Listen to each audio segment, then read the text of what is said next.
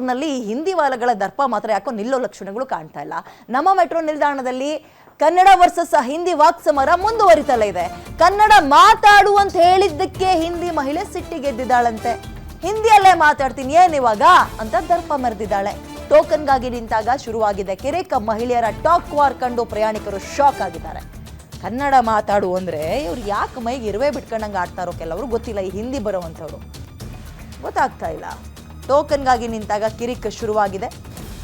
ಇವರಿಬ್ಬರ ವಾಕ್ಸಮರ ಹೆಂಗಿತ್ತು, ಮಾತಿಗೆ ಮಾತು ಜಗಳ ಅಂದರೆ ಅಲ್ಲಿರೋರೆಲ್ಲರೂ ಕೂಡ ಒಂದು ಕ್ಷಣ ಭಯಪಟ್ಟಿದ್ದಾರೆ.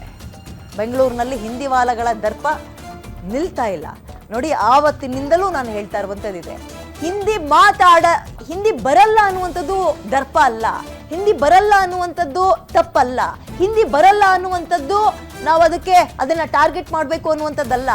ಹಿಂದಿ ಮಾತಾಡಲ್ಲ ಏನಿವಾಗ ಅಂತ ಪ್ರಶ್ನೆ ಮಾಡ್ತಾರಲ್ಲ, ಅದು ದರ್ಪ, ಅದು ಗಾಂಚಾಲಿ, ಅದು ಧಿಮಾಕು ಅಲ್ವಾ? ಇಂಥವುಗಳು ಹೆಚ್ಚಾಗ್ತಾ ಇದೆ. ಕರ್ನಾಟಕದಲ್ಲೇ ಯಾಕೆ ಅನ್ನುವಂಥದ್ದು ಪ್ರಶ್ನೆ. ಇಂಥದ್ದೇ ಇನ್ಸಿಡೆಂಟ್ಗಳನ್ನ ನಾವು ಆಂಧ್ರದಲ್ಲಿ ನೋಡಕ್ ಸಿಗಲ್ಲ, ಇಂಥದ್ದೇ ಪ್ರಕರಣಗಳನ್ನ ನಾವು ತಮಿಳ್ನಾಡಲ್ಲಿ ನೋಡಕ್ ಸಿಗಲ್ಲ, ಇಂಥದ್ದನ್ನ ಬೇರೆ ರಾಜ್ಯಗಳಲ್ಲಿ ನೋಡಕ್ ಸಿಗಲ್ಲ. ಯಾಕೆ ಕರ್ನಾಟಕ, ಯಾಕೆ ಬೆಂಗಳೂರಿನಲ್ಲಿ ಮಾತ್ರ ಅನ್ನುವಂಥದ್ದೇ ಪ್ರಶ್ನೆ. ಯಾಕೆ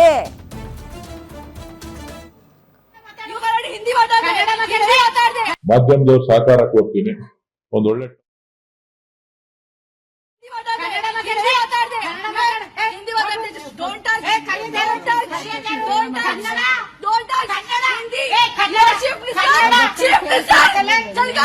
चीफ मिनिस्टर बैंक औरत हिंदी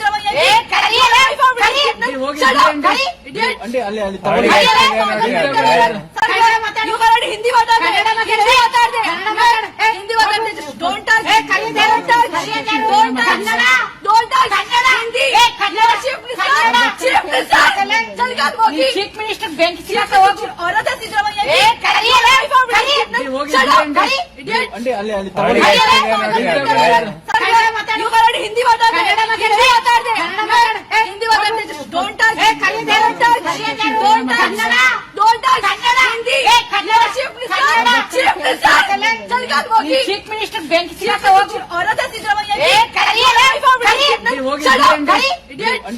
औरत